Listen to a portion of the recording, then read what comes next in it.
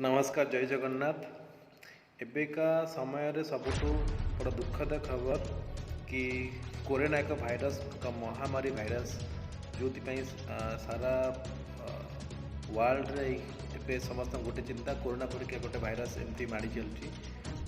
तो से मोदी सरकार का नियम हिसाब से रविवार काली समस्त जनता कर्फ्यू को पालन कर भी पालन कर आशा करुँच कि वीडियो मध्य समस्त को अनुरोध करूँ समस्ते जनता कर्फ्यू को सक्सेस करूँ निजपाई निज परिवार पाई एवं समाज पाई मध्य आपण जनता कर्फ्यू को समर्थन करूँ।